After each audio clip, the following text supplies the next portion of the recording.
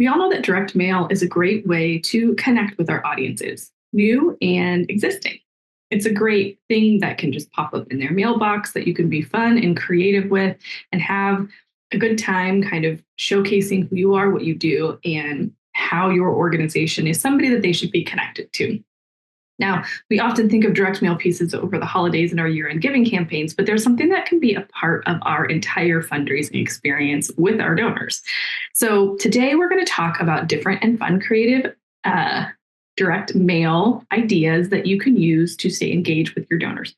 Remember, we want to meet them where they are, and we want to meet them in multiple different places so that you can connect with them, stay top of mind, and encourage them to participate in your organization. So to talk to us about this today is my guest, Robert Lee. Robert is the founder of the Lessick Agency, a full marketing agency with the vision to put your company on the path to doubling your sales in 90 days. As a digital marketer certified partner, he brings in over 15 years of marketing experience. His mission is to help business owners unlock their potential. Robert and his team are dedicated to empowering entrepreneurs by providing expert guidance, building a strong foundation, and providing them with the marketing strategy that will propel their success. Robert truly believes you deserve a marketing partner that invests energy in helping you grow your business. He's got a lot of great ideas and fun things to share with us in this episode, so I know you're going to really like it. Before we get into this episode, I apologize for my background. We are in the middle of a move, and so this isn't quite done yet, but that's okay because the content here is going to be fantastic. This episode is brought to you by our July freebie. I've got 9 really fun ideas for how you can steward your donors, ways you can stay engaged with them, connected with them, and building a deeper relationship, and also helping them build community within your donor base as well, so that they can be even more connected to your organization. So you can grab that at thefirstclick.net/resources. I hope that you snag it. I know that you'll love all of the ideas that are in there. And make sure you grab one of the other freebies while you're there. We have lots of fun things to help you with your fundraising needs. For now, let's get into the episode. You're listening to the Digital Marketing Therapy Podcast. I'm your host, Sammy Bedell-Mulhern. Each month, we dive deep into a digital marketing or fundraising strategy that you can implement in your organization. Each week, you'll hear from guest experts, nonprofits, and myself on best practices, tips, and resources to help you raise more money online and reach your organizational goals. Hey, everybody, please join me in welcoming Robert Lee to the podcast. Robert, thanks for being here. Hey, I appreciate you all having me on. Yeah. So we're talking kind of direct mail and how to pull it into the digital space. So why direct mail? Why is that something that you get excited about and that you kind of love integrating into our marketing plans? I personally love it because it ironically enough, for as old school as it is, it offers a real unique selling point for any marketer that incorporates it into advertising strategies, because there's a lot of folks out there that just say it's a digital world, so analog technologies don't have a place. And that's just absolutely not true. So it makes you a little untraditional to use a traditional piece of advertising. And so it gives you some kind of mystique, I guess, for lack of a better way of saying it. Again, it's completely ironic because mail has been around for seemingly forever, at least, forever in our lifetimes and our grandparents' lifetimes and all of that. So it's just one of those things that allows me to stand out a little bit and offer some expertise and make my advertising consulting that much more dynamic than go spend thousands of dollars on Facebook ads and we'll figure it out in the course of that. So, yeah. So what is the power behind direct mail? Well, if generationally speaking, for older generations, Gen X, baby boomers, it offers some of that nostalgia, right? They still like opening their mailbox, getting something with a stamp on it, getting something addressed to them. They like seeing their name on a piece of paper because that is how they grew up communicating with people. You wrote pen pals. You look for that J.C. Penney catalog or the Montgomery Ward catalog in the mail, and so it's a reminder of those experiences they grew up living their life with. Mhm. And anytime you can evoke that emotional attachment in some sort of way, it helps build a relationship with them. Now, for younger generations, believe it or not, they like receiving direct mail because it sparks creativity. When you have this really dynamic piece that looks and feels engaging, it stands out from that digital experience that they've grown up with. And there's just some power behind being able to connect with their emotions in a much different way with something they can feel and touch and be inspired by. So direct mail, it allows you to continue developing relationships with potential customers, with existing customers in very unique ways, but in very personal ways. And that should be the goal of any advertising campaign, is to reduce the noise in having a conversation with one person that you're trying to communicate with. Yeah, I love that because it's great when you can get the mail and it's not a bill or, Mm-hmm. just kind of junk. But before we kind of jump into, if how do we know if it's working and how do we kind of incorporate into our digital marketing strategies? Could you share? Because I think direct mail can look like a lot of different types of pieces, right? Mm-hmm. So what are maybe some of your favorite kinds of direct mail pieces? But even if you just rattle off for some people, kind of different types of direct mail, what that can look like, because we might all have a different image in our minds of what a direct mail, quote unquote, campaign might look Sure. like. Well, and that's the great thing about it, just generally speaking. Direct mail is anything that goes into a mailbox. So it can be a package, it can be a postcard, it can be a letter that you handwrite one at a time. Now, having said that, the personal ones that I love, depending on the campaign, is one, I love oversized pieces. I mean, we're talking 12 by 15 obnoxiously large posters. And they're not useful for everything, but I can tell you the one thing that helps them stand out is not necessarily the copy, but just the pure size. I mean, just by virtue of the fact that people can fold those things up and carry the rest of their mail into the house with them gives it a utility that gets them to actually stop and look at it. It's useful for them. And, you know, when you make it useful, people pay Yeah. attention to it. So, and I love handwritten postcards. I mean, I love them, and I love it when it's your own handwriting, even if your handwriting is bad, Yeah. because that again, it shows a personal side to it, a personal connection. You only need a few words to be legible and readable, and those are the words in the copy that help you build that personal relationship with somebody. But everybody's familiar with chicken scratch, right? Everybody knows that when you go to the doctor, you can't read your prescription, but the pharmacy can in some sort of way, right?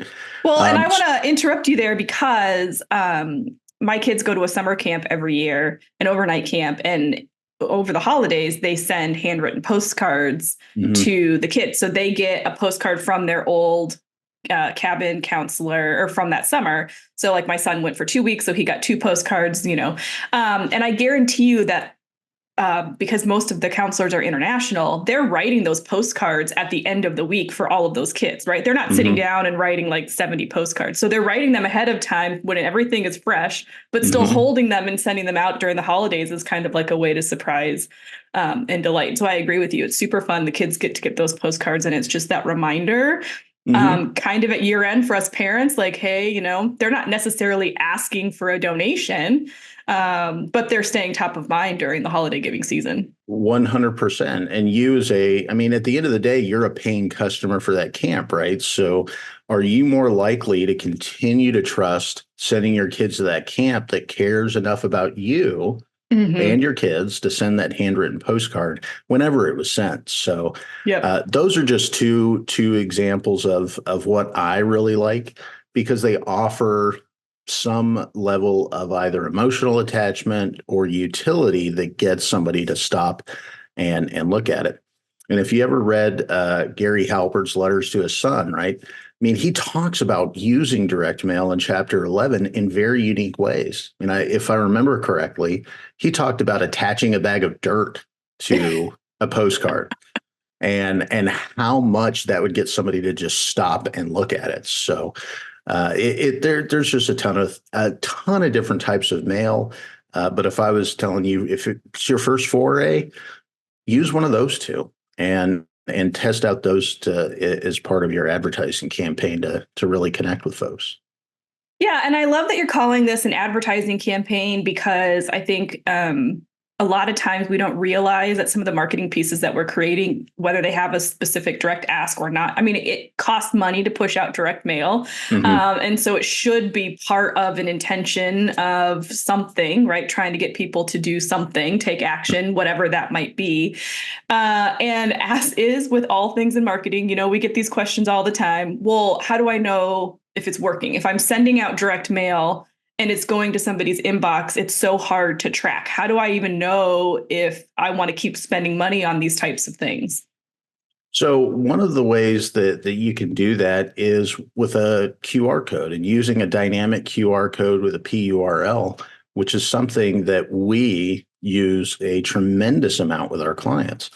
We're evangelists of high level. So if you use high level as a CRM, it is a lead management software. It's easy for you to create forms that capture all that data from the PURL that's embedded in the QR code. And then just through the inkjetting process, you obviously have to inkjet their name, their address, the barcode to get the postal discounts. But at the same time, you can inkjet that dynamic QR code. So if you have your clear call to action that says scan this code, fill out this form, get your free ebook or your free bumper sticker or whatever it is, you can track all that information. So you get opt-in rates, you get opt-in data like zip codes, which zip codes are responding the best, which neighborhoods are responding the best, whatever sort of information you want to code into that QR code and that dynamic URL, you're able to do it. It gives you a tremendous amount of data. And then if you don't want to use, like if you want to use a standard QR code, you could do that. I mean, if you're just getting started, right? If you're correct, getting like, I'm not going to do this, this is too much, you could use a standard QR code and direct them to a form on your website or something of that nature. Correct. As well. Correct. And obviously the data won't be as deep, but you could absolutely do that. Number of scans, number of opt-ins to that dedicated landing page gives you at least enough simple data that you can make educated decisions about what it is that you're doing. Now, in terms of suppose you're a brick and mortar store, or even an e-commerce brand, you can use dynamic coupon codes for somebody that wants to buy something and say 15% off for this using this coupon code, and you can track it back to the individual mail piece that you sent. We did that over the summer for a client, and just from on or in store shopping, we saw a conversion rate of about 4%, and they easily, I believe it was about 5 or 6 times ROI, and that was just in store shopping. That didn't even include their e-commerce numbers, which we didn't have any access to that particular data without them giving it to us.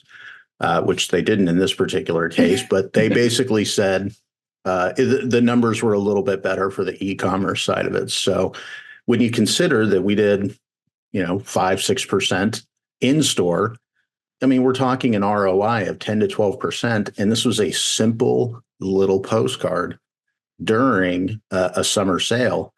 And I mean, all of that data was tracked at that point. So they're able to make better decisions about where to target their direct mail, what type of messaging to use, and rock and roll from there. Yeah. And I think, the starting point of that, like when you get those conversions, how important is it that people, it's not just about testing kind of that initial conversion, but how important is it for people to have that follow-up customer care plan or donor care plan already ready to go and lined out afterwards, so that you don't put all that effort into the front end. I got these new customers, or I got these customers, and then we never have them coming back. Like, do you find sometimes people miss that mark? I know we're kind of drifting away from direct mail, but I think it's an important element. Like, do you kind of make sure that people are putting that whole thought process through? I mean, how separate is direct mail from the rest of your marketing? It shouldn't be separate at all. Yeah. I mean, you should, and this is something that we strive with all of our direct mail customers to talk about before we even send out a mail piece, is what is your customer value journey? Why do you want to use direct mail in your campaign versus Facebook ads or meta ads or, local SEO or whatever it is? If you don't understand what that CVJ looks like, if you don't understand what your ideal client needs, if you don't understand the emotional attachments you have, that direct mail is meaningless. Just like meta ads and everything else is meaningless. At the end of the day, mail is just a form of media. The most important thing that you want to develop with somebody is a deep relationship. You want to date a little bit before you start asking for the big marriage proposal. And if you're using direct mail to make a big marriage proposal and they've never heard from you before, it's guaranteed to be a waste of money. But so is every other form of advertising. So it's critically important that we understand those assets that you have, like the CVJ, the client profile you have, what sort of emotional attachments you want to develop before we ever start talking about how to put a mail piece together. Yeah, nope, that's such a good reminder. Okay, so you already talked about kind of one way that we can bring direct mail into the digital space with the form of QR codes, but kind of how else can we use direct mail pieces to drive that online traffic or that website traffic or to social media to kind of continue that journey, like you said, so we could keep dating them before they're ready to kind of complete that purchase or make that donation? Well, everything that I've talked about beforehand is obviously cold. It's the beginning of that customer value journey, right? It's developing awareness and engagement with your audience, but you can also use your digital space to help execute your direct mail plan as well. And one of the greatest things, I mean, I mentioned handwriting a postcard. One of the greatest things is that there's technology out there and you can buy a machine for very low cost compared to some other machines that allow you to handwrite postcards or letters as you need them. So you can use your digital assets to feed into companies or even your own system that allows you to create in an automation a handwritten letter or a postcard at the time it calls for it in the process of building that relationship. So a great example of this would be you have this email nurture campaign and you're tracking clicks and you're putting people in, you're segmenting your list. Well, based on how deep they go through that process of engaging and filling out forms, you can actually a week after somebody, say, joins an online community that you have, you can automate the process of sending them a handwritten letter that says, hey, just want to make sure you know how much I appreciate you joining our online community. I mean, the power of reminding them of that relationship. It's kind of like that thinking of you card that you send somebody at a random time during the year. And that's also part of your direct mail plan. So just like anything else, where it fits in with your customer value journey will determine how you use it, but you can use your digital assets to make your direct mail more useful. And like I said, you can use your direct mail to make your digital assets more useful as well. But I mean, there's endless ways that you can put this together. You just have to kind of be creative, not kind of be creative, just be creative, take some chances, test out an idea. And if it works, lean into it. And if it doesn't, change it up and use it a different way. So. Well, I think one, speaking of that example that you just said, like one really interesting thing to test would be taking a look at like your monthly giving program and at what time, or if you have a subscription of any kind, right? A membership, whatever, at what time do you start to see that maybe it's like at 6 months or 10 months, you see the biggest drop off of when people stop giving, right? Then, adding that in to say, okay, well, at month 8, then we're going to start sending handwritten cards just to let people know the impact and how much we appreciate them, because we know that a month or 2 later is when they tend to fall off. Or maybe you notice it during a certain time of the calendar year, right? So that's a good way to kind of take a look at your data and insert some of those pieces, which is really easy to do. 100%. And I'll even go one step further. How do you turn small dollar donors into major donors. Mm-hmm. It means just because somebody gives $25, that doesn't mean they can't give 250. And the question becomes, and your CVJ will help you answer this, how do you ascend them from that small dollar occasional donor into somebody that you cultivate a relationship with to the point where they say, emotionally, it feels so good to give $250. I mean, there are a number of ways. I mean, your example talks about making sure they don't fall off. Very important. But you can also ask yourself, how do I not only keep them giving, but ascend them through the program so that they are now so critically joined with us that it becomes easier to ask for more and increase the lifetime value of what they give to our organization. Yeah. Well, and so when I think about direct mail, it's kind of like two pieces, right? Like there's the stuff that you kind of blast out that you might, purchase a list from, or you might have specific demographics. You send out kind of a standard piece, could be a postcard, could be a letter, annual appeal, whatever. So there's kind of like that cold outreach where you're trying to pull people in. And then there's the direct mail pieces that are the nurture that are trying to kind of keep people around. If we're just getting started with this or trying to figure out how to begin, is there one side of the coin that you would recommend people start with? Or how do we kind of say, okay, where do I begin? So God, that's I know it's a tough question. It's a tough question because obviously every organization is different. The first thing, and I keep going back to this, and I will harp on this over and over again, is understand the type of donors that you want to start with. Pick one and then say, all right, what does this donor need from us to be able to engage? And generally speaking, when you're talking about that start, you're probably going to be using a lot of cold mail methods to start that relationship building process. So that's where I would go back to those oversized postcards or the handwritten postcards or something along those lines.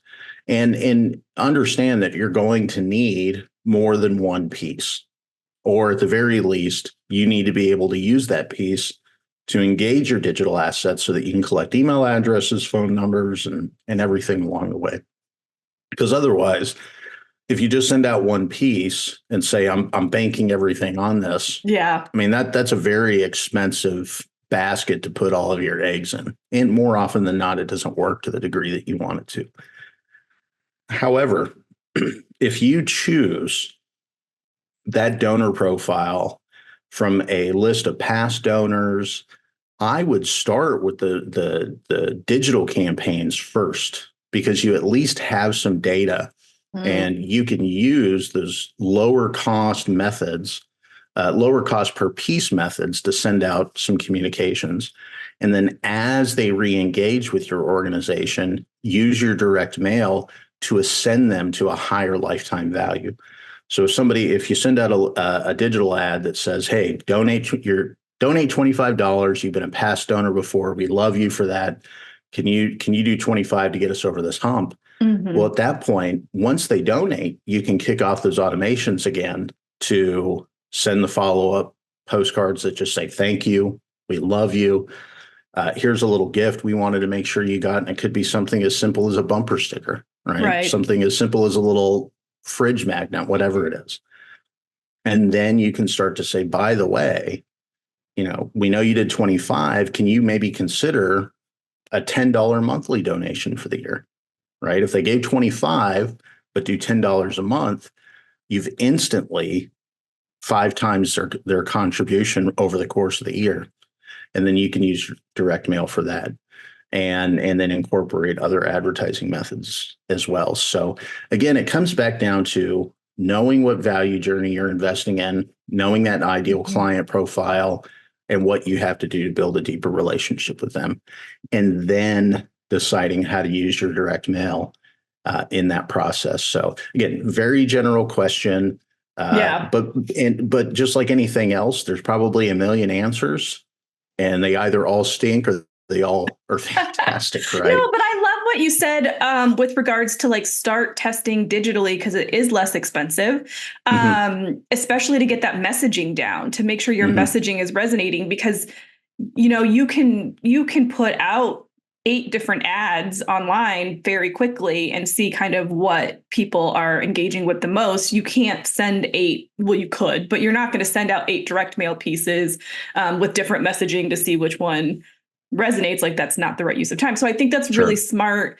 That's really smart advice. And I do also like what you're saying is like layer in just keep layering different elements, like get really good at one thing. Direct mail should be something that's layered into a campaign, not as a standalone kind of thing. And then how are we doing it on the front end and the back end? Just looking at a big picture. So I agree with everything you said. So, well, I appreciate that. Thank you. I love that. Okay. I know you've already shared a couple examples, but are there any other kind of fun direct mail examples that you can share to maybe inspire some of our listeners? Yeah. So you've mentioned a lot of nonprofit, right? So I consider it nonprofit, but we do a lot of political campaigns, which are 'Tis very, the season. Yeah. Yeah. And apologize to everybody listening for what it is that we do. But we do a lot in politics, and the people we work with, we love working with them because they look at what we do and say, I don't understand it. Seems a little bit like witchcraft, but it's good witchcraft. So let's go ahead and rock and roll with it. So one thing that we did during the last cycle was a candidate that was new to office. She had been involved for a while, but had never been a candidate before. So we said, well, let's use that dynamic QR code, because all of these people that you're reaching out to, I mean, they don't know who you are. They don't have a reason to care. So let's just offer them a bumper sticker if they fill out a survey. Let's figure out what is important to people and what really worries them at the end of the night, or when they're putting their kids to bed. What is it that they fret about the next morning? And I can guarantee you it's not these red and blue issues that everybody else tells you have to bite into. They simply want to know who is going to make sure they can feel a little bit more comfortable when they put their kids to bed. So we use those dynamic QR codes on every single one of her mail pieces to collect valuable information, collect address and phone number information willingly from these particular voters. And we just sent them a little bumper card that says, I'm an American and I love to vote. And the number of people that just wanted that bumper sticker was fantastic. And we actually ended up overperforming our models by about 3 or 4 points in a 50-50 district, which is, in this day and age, when you can convince people that are in the middle and on the other side to look beyond, the letter by your name and start looking to you as a person because they feel like you care about them as a person. Her donations increased, her performance of the ballot box increased, and we felt like we didn't have to play these stupid partisan games, that we could have real conversations with people. That's amazing. And again, to me, that made me feel good as a consultant and just as an American, right? Because, we're sharing our communities with people that are diverse, come from all backgrounds of life. And it's never going to work if we don't learn how to care about one another. So that's just one example of there's something really interesting that you said there, though, because I think it's like the opportunity. I think we tend to feel like we have to like vomit everything that we do in some of these pieces, and that everything has to be a marketing piece for us. And so I think it's interesting. You probably wouldn't have had the same engagement if the bumper sticker was just her name or her campaign slogan, right? But because it was a generic, like, I'm American and I like to vote kind of situation, it's like, well, yeah, I can get behind that. And now I'm giving you my information so you can feed me with the stuff that I need, right? Versus like 100%. Talking about the issues. And I think a lot of nonprofits or just businesses in general, kind of live by that and say, what's the most important thing that I actually need? I don't need to tell them everything that I'm doing. Is it a resource? Is it something that's more generic that's just going to get people in the door, right? Because our attention spans are so short. 100%. And they're not short because we're unintelligent. Right. They're short because we have 9 million more things to do than our parents and our grandparents had to do in their life. And it's just by virtue of the digital age that we live in. We are so bombarded with making sure our kids are ready in the morning, driving further to work. We just want to make sure that we can wake up happy and fruitful, and we don't have to be so exhausted at the end of the day that we're depressed. I mean, at the end of the day, marketing is nothing more than emotionally connecting with another human creature. Mm-hmm. And we're all weird. We're all a little idiosyncratic in our own ways. We're all a bit goofy. I mean, it's like Neverland. Everyone's mad. So why not just create a relationship that reaffirms the weird little things that make us who we are? And mail gives you an opportunity to do that when you look at it as a method to connect with another human being, because it's tangible and it's real and it's personal just by virtue of the fact that their name is on that piece.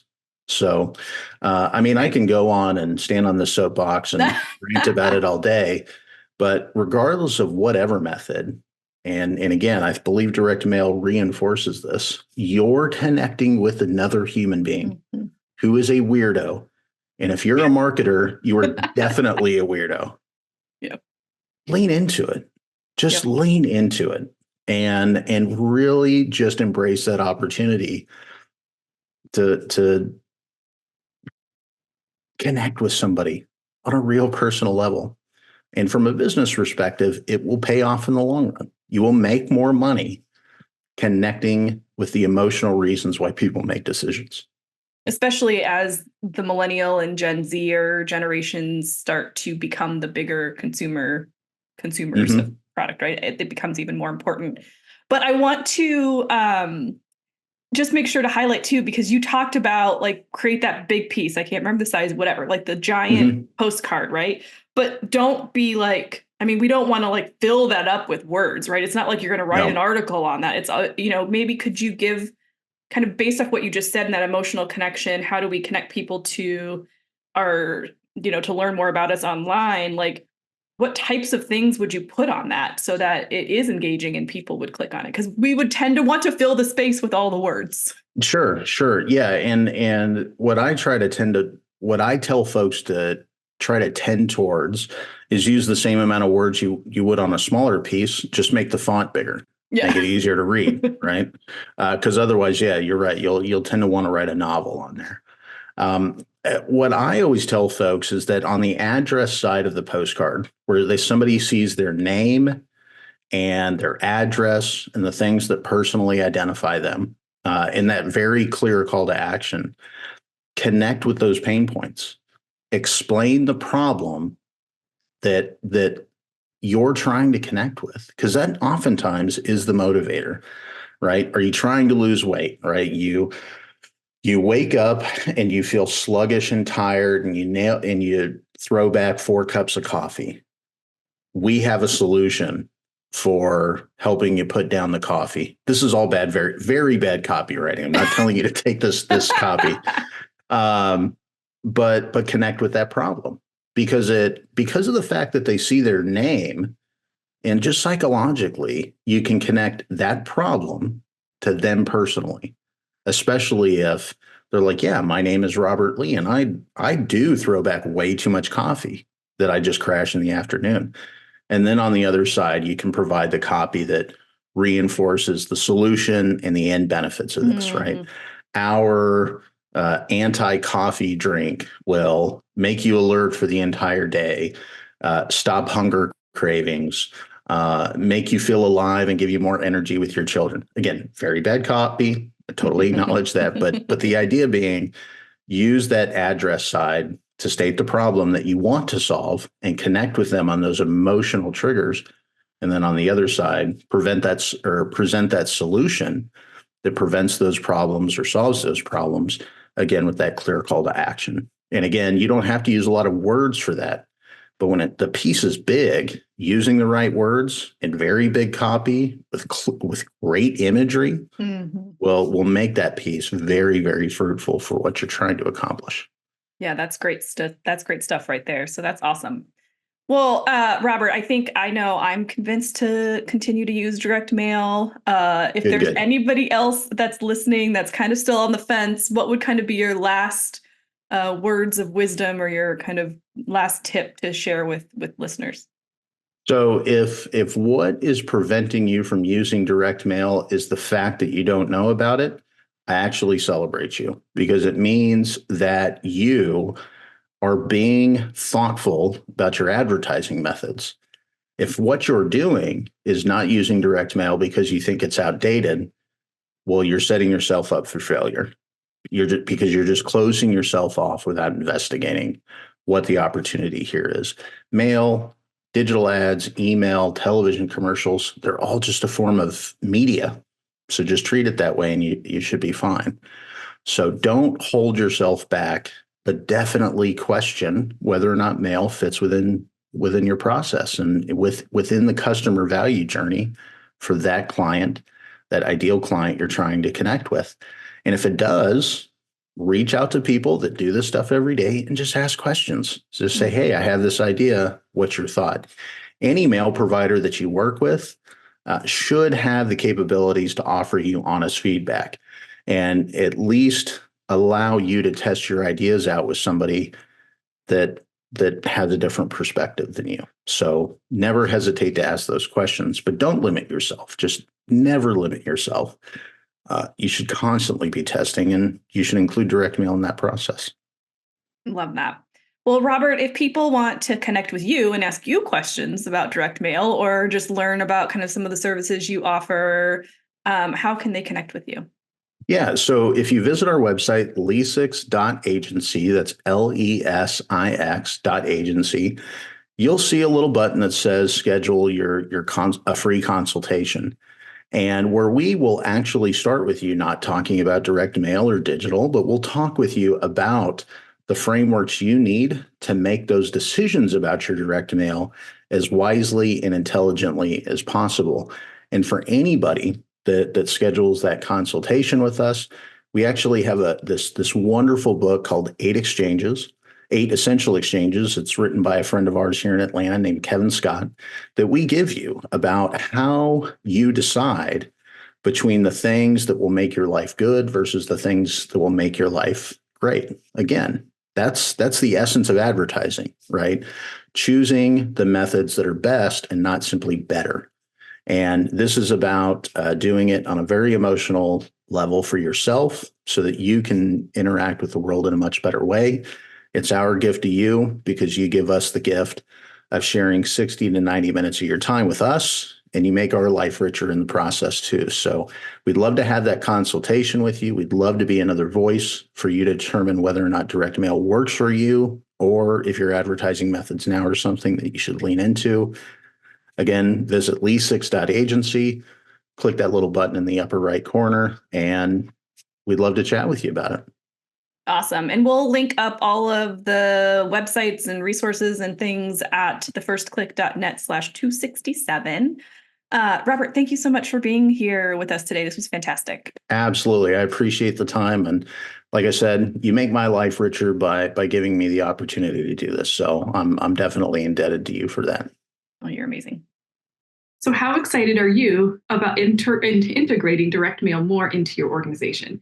I'm so grateful to Robert and the ideas that he shared. If you have questions or if you want to connect with Robert or find out more information about what we talked about today, you can do that at thefirstclick.net/267. That's where the show notes are for you, so you can grab all the fun, all the goodness, and get rocking and rolling. So for now, make sure you hit that subscribe button wherever you listen or on YouTube so you don't miss out on a single episode. They're out every Tuesday. And I'd love it if you'd leave me a review and share this episode with somebody else that you know could use some support in direct mail in their online fundraising activities. Thank you so much for listening. I really appreciate it. And I'll see you in the next one.